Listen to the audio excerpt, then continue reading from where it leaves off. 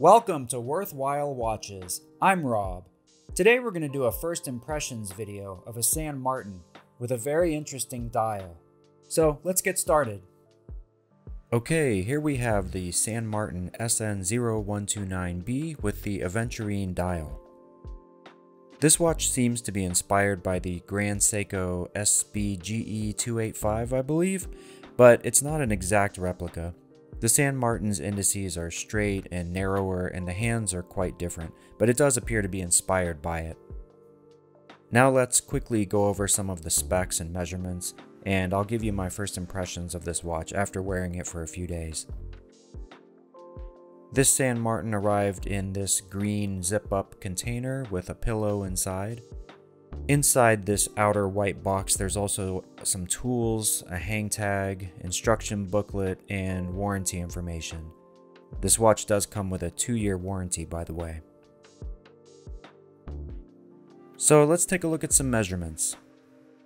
The case is right at 40 millimeters. Thickness is 13.4 millimeters. Lug width is 20 millimeters. And the lug-to-lug appears to be 46.3 millimeters. So it's a nice wearable size. This watch has all the specs that are expected in a San Martin. Sapphire crystal, 316L stainless steel, excellent steel finishing, a nice milled clasp with on-the-fly micro adjust. The case finish is very nicely done, with brushing on the side of the case and polished bevels. The end link fit is extremely solid, and the bracelet finishing is just as good as the rest of the watch. San Martin really does high quality finish work. Okay, the weight sized for my 6 3/4 inch or 17 centimeter wrist is 143.7 grams. So it's got some heft to it, but not too heavy on the wrist in my opinion.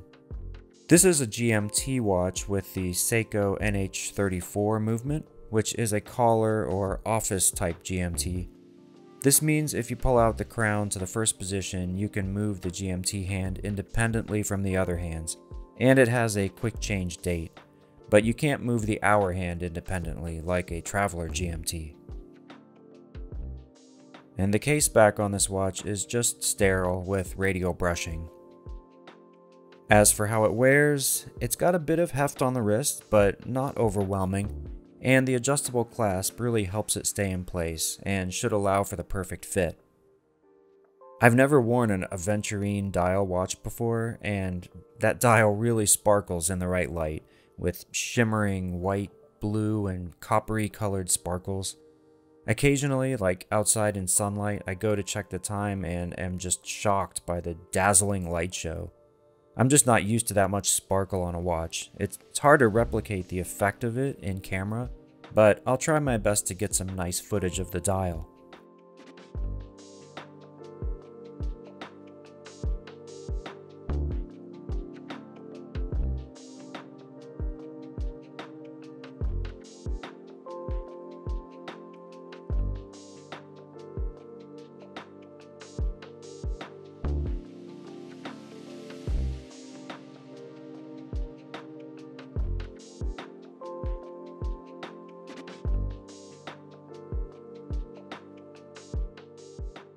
This watch does only have 100 meters of water resistance, but it's a GMT watch, not a diver, and 100 meters is plenty of water resistance for me.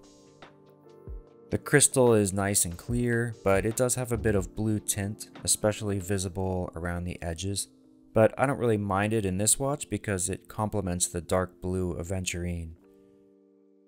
Overall, I'm really enjoying this one. So let me know what you think of it in the comments. Do you like Aventurine, or is it too blingy? And let me know if you'd like to see a full review of this watch, or maybe a comparison to something else. And now for the second watch in this double first impressions video. Here we have a new brand from Australia called HZ watches. This company specializes in quality, affordable quartz watches. Their first watch is the HZ.01. This watch recently went up for pre-order, and the first batches have been shipping out. I just got mine a few days ago. If you're interested in this watch, unfortunately the current batch has sold out, but apparently there should be more coming back in stock at some point. The watch comes in a white box with a nice branded travel case containing the watch. I'm not sure what material this case is made of, but it seems to be good quality. It also comes with a personalized note from the company founder, which is a very nice touch. As for the watch itself, the case is titanium, so it's very lightweight, weighing only 46 grams, including the supplied strap. The case is just a bit over 38 millimeters, with a thickness of only 10 millimeters. It has a 20 millimeter lug width for good strap compatibility, and the lug-to-lug is just under 46 millimeters. This watch has a simple dial with a colored number ring surrounding a central metallic disc with radial brushing, creating a sunburst effect. The dial has a day and date complication and minute markers with numbers at each 5-minute mark around the perimeter of the dial. The hands are a tapered syringe style with lume, and the second hand has a pop of red at the tip to complement the 32,768 Hz text above 6 o'clock, which is of course a reference to the frequency at which quartz crystals vibrate. The water resistance is a decent 100 meters, and the crystal is a flat sapphire with AR coating. Another nice touch is the case back. It has a nice green and gold colored enamel disc in the center with a Hertz electronic style logo.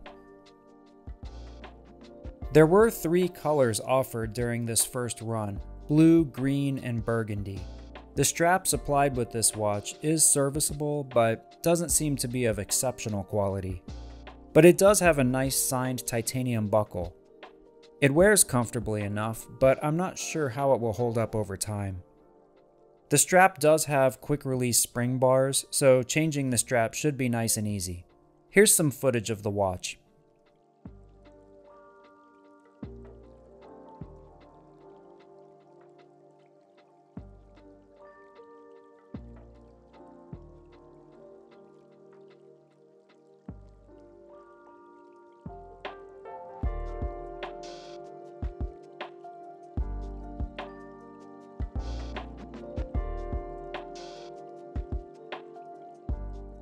The biggest negative for me so far is the size of the date window. It's a tiny little circle that is barely big enough to see the date through. It really should have been a bit bigger. But overall, this appears to be a nice, simple, and versatile watch that offers good quality and features at an affordable price. Being a new company, we'll have to wait and see if more designs will be offered, but I like what I'm seeing so far. It seems they put quite a lot of consideration into this watch, and I'd say it turned out really well for a first effort. I hope to see more from them soon. Let me know what you think of this watch in the comments. Would you like to see a full review of this one later? Thanks for watching, and if you'd like to see more, check out one of these videos next.